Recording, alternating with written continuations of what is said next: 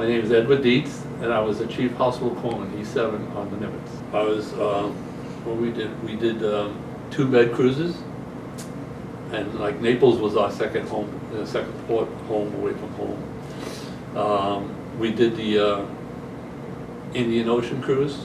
We were in Venice, and the American embassy was attacked in Iran, and they called everybody in off Liberty. I was out on Liberty. The shore patrol came around, dragged us.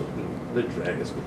We all had to report back, and we pulled out to sea that night. We actually left about 124 people on shore that were on tours somewhere away from the city and everything. And some of them made it back and helicoptered out. Some of them went back to the States.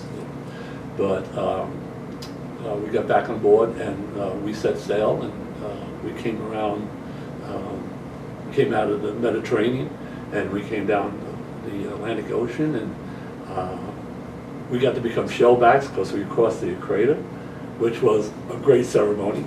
And the funny thing is, there was probably less of the crew of almost 5,000. There's probably only about 100 shellbacks on the ship, approximately. And so everybody else became a shellback, you know 45, 40, some odd 100 people, So it was a long day. We had to wait until our division was called to go up on the flight deck and go through the process. So it was an experience. And then we came around the Cape, and we came back up, and we went past the Diego Garcia. And I said, oh, I just made it totally around the world. Because I was in, California, would see me, and went to Diego Garcia. Now I went this way, around the world. We didn't land, we just kept on going. Up into the Sea of Oman, and we stayed on station for 155 days. We went to Madagascar for 2-3 days, something like that. It was the only time we pulled in for any kind of liberty, and not everybody got to go to Liberty. You had a lottery drawing for your division, and one of our guys got to go.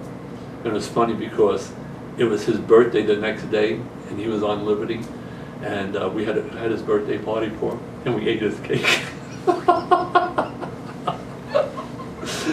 You always know how you have 1 or 2 people in your department that you really don't care for.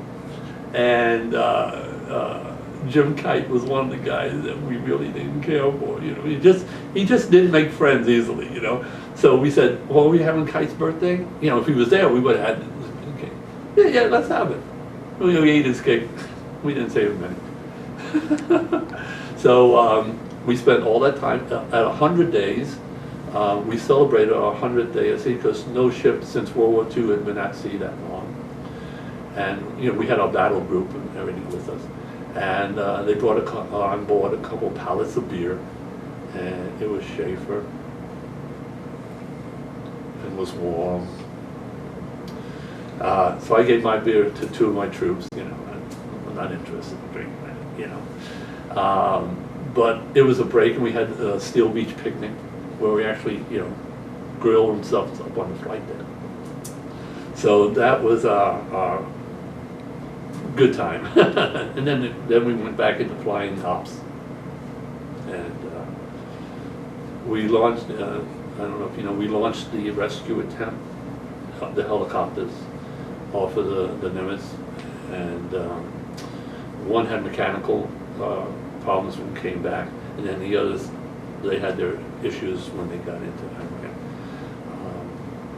It was a shame because we actually, and the C-141 that crashed there, and the Iranians never knew we were there until the 141 blew up and stuff like that, and we all felt real bad about that. Down in sick bay, we housed the special op guys.